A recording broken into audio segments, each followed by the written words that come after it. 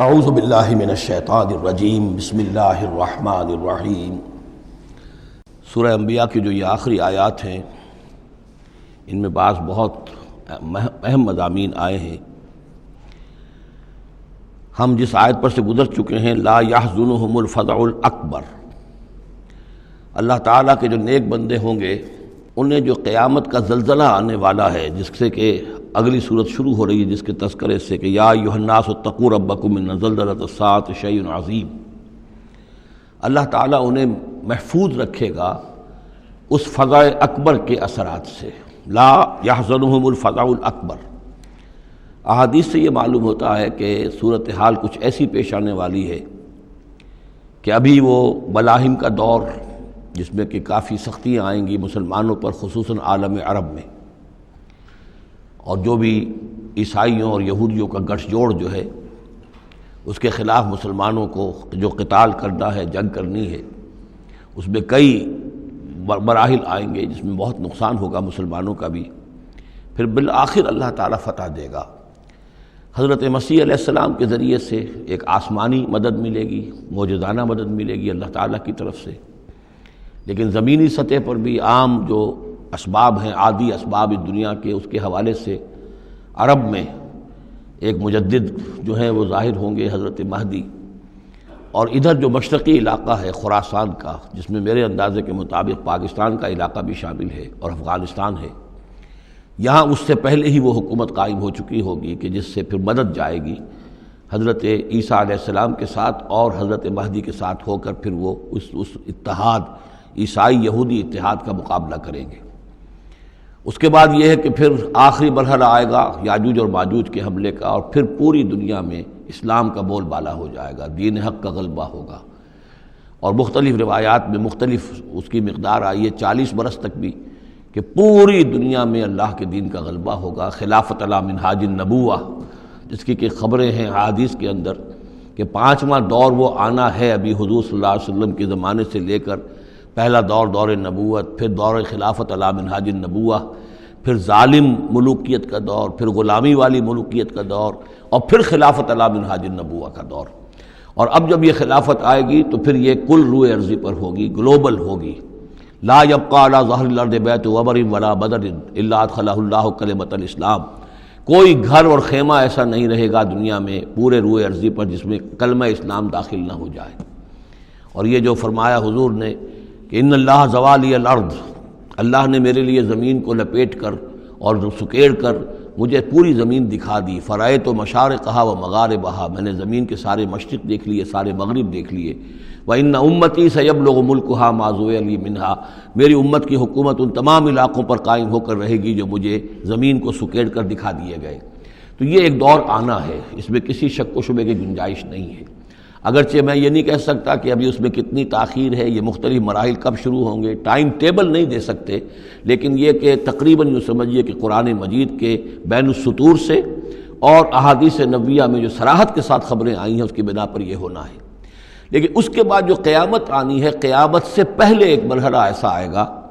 کہ جب یہ ایک ایسی ہوا چلے گی کہ جس کی بنا پر تمام اہل ایمان بڑی ہی آسانی کے ساتھ اور بڑے ہی اطمینان کے ساتھ ان کی روحیں اللہ تعالیٰ قبض کر لے گا اور ان پر موت واقع ہو جائے گی۔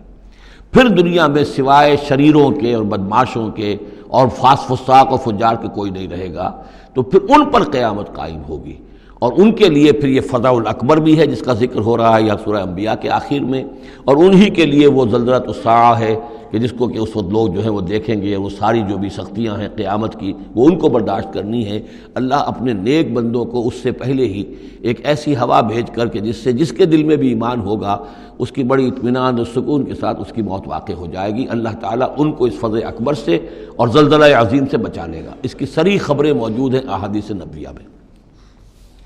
لا یحزنہم الفزع الاکبر، انہیں نہیں ستائے گا وہ فزع اکبر، بڑی گھبراہٹ کا وقت جو آنے والا ہے۔ وتتلقاہم الملائکۃ، اور ان سے ملاقات کریں گے، لینے آئیں گے انہیں فرشتے، ان کا استقبال کریں گے۔ ھذا یومکم الذی کنتم توعدون، یہ ہے آپ کا وہ دن جس کا آپ سے وعدہ کیا جاتا تھا۔ اس کے بعد جو کچھ ہوگا، یوم نطوی السماء کطی السجل للکتب، جس دن کہ ہم آسمان کو ایسے لپیٹ لیں گے جیسے کہ کتاب کا تومار، سکرولز جو ہوتے ہیں وہ لپیٹ لیے جاتے ہیں۔ یہاں سماوات نہیں ہے، سما ہے۔ معلوم ہوتا ہے کہ یہی جو ہماری زمین کے قریب ترین جو آسمان ہوگا، اسی علاقے کے اندر در حقیقت یہ سارا جو ہے واقع ہوگا۔ اسی میں سورج بھی ہے، چاند بھی ہے، جمع الشمس والقمر، اسی کے اندر یہ جو بھی کرے ہیں یہ ٹکرائیں گے۔ یہ سارا جو زلزلۃ الساعۃ شیء عظیم جو ہے یہ اسی سولر سسٹم کے اندر ہونے والا ہے۔ جبکہ ہم آسمان کو یوم نطوی السماء کطی السجل للکتب، تو ہم اس کو لپیٹ دیں گے اس آسمان کو، کہ جیسے کہ کتاب کا تومار جو ہے اور کتاب کا اسکرول لپیٹ دیا جاتا ہے۔ کما بدانا اول خلق نعیدہ، جیسے کہ ہم نے پیدا کیا تھا اسے پہلی مرتبہ، اسی طریقے سے پھر اعادہ کریں گے، اس کا دوہرا دیں گے اس کو۔ وعدن علینا، یعنی یہ کہ جیسے کہ آپ کو معلوم ہے theory of the expanding universe, کہ ہر یہ جو کائنات ہے پھیل رہی ہے یوں اس طریقے سے چکر کھاتے ہوئے، ہر شے، ہر گلیکسی اسے چکر کھاتے ہوئے پھیلتی چلی جا رہی ہے۔ اسی طریقے سے یہ الٹ کر، جیسے فنر ہوتا ہے وہ واپس آتا ہے جب، تو پھر اسی طریقے سے چکر کھاتے ہوئے وہ پھر آ کر جب جاتا ہے ایک جگہ پر۔ یوم نطوی السماء کطی السجل للکتب کما بدانا اول خلق نعید وعدا علینا، یہ ہم پر وعدہ ہے۔ انا کنا فاعلین، ہم یقیناً یہ کر کے رہیں گے۔ وَلَقَدْ كَتَبْنَا فِي الزَّبُورِ مِن بَعْدِ الذِّكْرِ، اور ہم نے لکھ دیا تھا زبور میں نصیحت کے بعد، أَنَّ الْأَرْضَ يَرِثُهَا عِبَادِيَ الصَّالِحُونَ، کہ ہماری اس زمین کے وارث ہوں گے ہمارے نیک بندے۔ اسی زمین کو جیسا کہ میں نے کہا جنت بنا دیا جائے گا، اور ابتدائی جو ہے نزل جو ہے ان کے لیے ابتدائی جنت وہ اسی زمین پر فراہم کی جائے گی۔ یہ زمین جو ہے اس کے وارث ہوں گے ہمارے نیک بندے۔ اس میں دونوں اشارے ہو سکتے ہیں، قیامت سے قبل اللہ کے نیک بندوں کی حکومت پوری زمین پر قائم ہو جائے گی، تو زمین کے وارث ہو جائیں گے اللہ کے نیک بندے۔ اور دوسرے یہ کہ آخرت کی زمین مراد ہو تو ظاہر بات ہے اس جنت کے تو ظاہر بات ہے وارث اللہ کے نیک بندے ہیں ہی۔ دونوں امکانات اس آیت میں موجود ہیں۔ ان فی ھذا لبلاغا لقوم عابدین، یقیناً اس میں پہنچا دینا ہے، بات کو پہنچا دینا ہے ان لوگوں کے لیے کہ جو اللہ کے بندے ہیں، اللہ کی بندگی کرنا چاہتے ہیں، اللہ کی عبادت پر کاربند رہنا چاہتے ہیں۔ وما ارسلناک الا رحمۃ للعالمین، اور نبی ہم نے نہیں بھیجا ہے آپ کو مگر تمام جہان والوں کے لیے رحمت بنا کر۔ آپ صرف عرب کے لیے نہیں بھیجے گئے تھے، اگر عرب کے لیے بھیجے گئے ہوتے تو آپ کا جو مقصد بعثت تھا وہ مکمل ہو گیا، وہ تو جزیرہ نما عرب میں دین کا بول بالا ہو گیا۔ هو الذی ارسل رسولہ بالہدی ودین الحق لیظہرہ علی الدین کلہ، تو وہ تو ہو گیا، جزیرہ نما عرب کے اندر اللہ کا دین جو ہے اس کا بول بالا ہو گیا تھا۔ آپ بھیجے گئے تمام جہان والوں کے لیے، لہٰذا آپ کے بعثت کا مقصد اسی وقت مکمل ہوگا جب کل روئے ارضی پر آپ کا لایا ہوا دین غالب ہو جائے، تب جا کر، جس کو اقبال نے کہا ہے کہ وقت فرصت ہے کہاں، کام ابھی باقی ہے، نور توحید کا اتمام ابھی باقی ہے۔ تو وہ اتمام جو ہے ایک اعتبار سے تو ہو گیا تھا، جزیرہ نما عرب کی حد تک اتمام ہو گیا،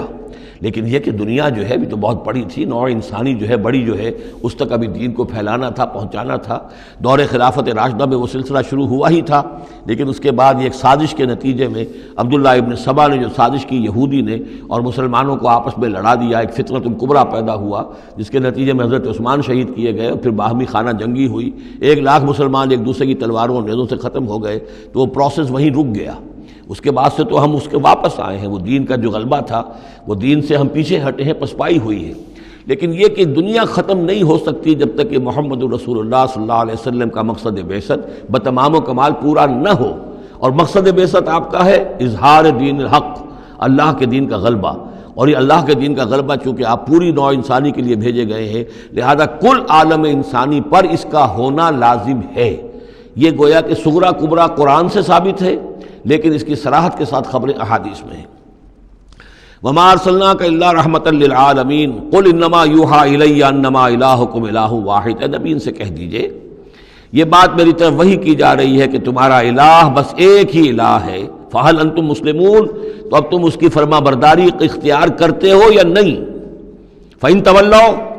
پھر اے نبی اگر یہ منہ موڑ لیں، پیٹھ دکھا دیں، فقل آذنتکم علی سواء، تو کہہ دیجئے میں نے تمہارے کان کھول دیے ہیں، میں نے اللہ کا پیغام تمہیں کھلم کھلا ڈنکے کی چوٹ پہنچا دیا ہے ہر ایک کے لیے۔ اب تمہارے سرداروں کو بھی میں نے بات سمجھا دی ہے، عوام کے سامنے بھی پیش کر دیا ہے، سب کے لیے برابر،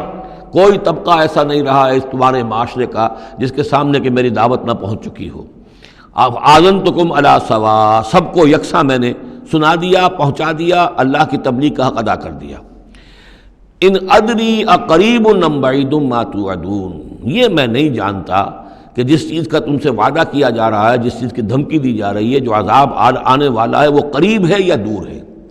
ٹائم ٹیبل میں نہیں دے سکتا، لیکن یہ کہ تمہارے اوپر جو بھی تمہارے کرتوتوں کے نتائج ہیں وہ بالآخر وہ تمہارے اوپر تمہاری شامت اعمال بن کر آئیں گے۔ وَإِنْ أَدْرِي أَقَرِيبٌ أَمْ بَعِيدٌ مَا تُوعَدُونَ، وہ قریب ہے یا دور ہے یہ میں نہیں کہہ سکتا۔ یہی جیسا کہ میں عرض کر رہا ہوں کہ یہ تمام جو سلسلہ ہے کہ جو احادیث نبویہ اور قرآن مجید، اور نہ صرف یہ کہ احادیث نبویہ بلکہ سابقہ جو کتابیں ہیں، آخر وہ بھی کتابیں تھیں اللہ کی، ان میں تحریف تو ہوئی ہے لیکن پھر بھی حق بات بھی موجود ہے، اس میں بھی جو پیشن گوئیاں موجود ہیں۔ چنانچہ آپ دیکھتے ہیں کہ اس وقت دنیا میں ہر اعتبار سے یہ جو چند سال اب رہ گئے ہیں اس صدی کے، 1999 اور 1998 بھی اس میں شامل ہے، پھر یہ کہ اس صدی کے اختتام پر اور پھر اگلی صدی کے شروع ہونے کے بارے میں نوسٹریڈیمس کی پیشن گوئیاں، شاہ ولی کی پیشن گوئیاں، پچھلے دنوں تو اخبارات میں آیا کہ گاندھی جی کی بھی کوئی پیشن گوئیاں برآمد ہوئی ہیں جو بھی اسی عرصے کے لیے تھیں، شاید وہ بھی کہیں کچھ سنیاسی سے کچھ انہوں نے سنا ہو، وہ کوئی ان کی کوئی ایک وہ جو ہے ڈائری برآمد ہوئی ہے، جنگ میں خبر سنی تھی، شائع ہوئی تھی۔ وائن برگر جو ہے جو رہا ہے پچھلی حکومت کے اندر بڑا اہم، اس کی یہ پیشن گوئیاں ہیں۔ تو یہ سارا جو ہے، اور جو بائبل کی آخری کتاب ہے بک آف ریولیشن، حضرت یوحنا، حضرت یحییٰ جو حضرت مسیح کے حوارین میں سے تھے، ایک یوحنا تو وہ جو نبی تھے، یحییٰ وہ تو نبی تھے، جان دی بیپٹسٹ، ایک یہ جان ہیں جو حواری ہیں جن کے کہ وہ مکاشفات ہیں کہ جو آخری کتاب ہے بائبل کی، اور یہ احادیث نبویہ ہیں کہ جن میں کتاب الملاحم اور کتاب و آثار الساعہ وغیرہ ہیں، کتاب الفتن، تو ان سب سے معلوم ہوتا ہے کہ یہ چیزیں اب آنے والی ہیں اور معاملہ زیادہ دور نہیں رہا ہے، لیکن کتنا قریب ہے یہ بھی ہم نہیں کہہ سکتے۔ وَإِنْ أَدْرِي أَقَرِيبٌ أَمْ بَعِيدٌ مَا تُوعَدُونَ إِنَّهُ يَعْلَمُ الْجَهْرَ مِنَ الْقَوْلِ وَيَعْلَمُ مَا تَكْتُمُونَ، یقیناً اللہ تعالیٰ جانتا ہے کھلی بات کو بھی جو بلند آواز سے کہی جاتی ہے، اور وہ تو اس کو بھی جانتا ہے جسے تم چھپاتے ہو اپنے دلوں کے اندر۔ وَإِنْ أَدْرِي لَعَلَّهُ فِتْنَةٌ لَكُمْ وَمَتَاعٌ إِلَىٰ حِينٍ، اور میں نہیں جانتا، میں نہیں کہہ سکتا، ہو سکتا ہے کہ ابھی اس تاخیر میں تمہارے لیے کوئی آزمائش ہو، اللہ تمہیں ابھی اور fresh lease of existence grant کر دے، تاکہ یہ کہ تمہیں ایک کچھ عرصے کے لیے اس دنیا میں رہنے کا اور بسنے کا اور فائدہ اٹھا لینے کا موقع مل جائے، لیکن بالآخر ہونا وہ ہے جو میں بتا رہا ہوں، اس کے اندر کوئی شک نہیں ہے، وہ شدنی امر ہے۔ قال رب احکم بالحق، کہا نبی نے، رسول نے صلی اللہ علیہ وسلم، پروردگار اب حق کے ساتھ فیصلہ فرما دے۔ یعنی یہ کہ نبی اکرم صلی اللہ علیہ وسلم کا بھی دیکھیے، جیسے میں نے بار بار کہا ہے کہ آخر یہ اتنا طویل ہو گیا تھا رد و قضا کا مسئلہ کہ آپ کی طبیعت کے اندر بھی اب بات یہ آ رہی تھی کہ پروردگار اب فیصلہ سنا دے۔ قال رب احکم بالحق، پروردگار اب حق کے ساتھ فیصلہ سنا دے۔ وربنا الرحمن المستعان علی ما تصفون، اور یقیناً اب ان کی طرف خطاب کر کے، ہم تو جس سے مدد طلب کر رہے ہیں وہ ہمارا رب ہے رحمان، ہم اپنے رب سے رحمان سے جو مستعان ہے، جس سے کہ مدد طلب کی جاتی ہے، ہم طلب کر رہے ہیں ان تمام چیزوں کے خلاف جو تم کہہ رہے ہو، جو تمہاری باتیں ہیں، جو تم نے جو اعتراضات کیے ہیں، جو تم نے مجھے زج کیا ہوا ہے، ان سب کا مقابلہ میرے پاس تو یہ ہے کہ میں اپنے پروردگار سے ہی مدد طلب کر رہا ہوں۔ صدق اللہ العظیم۔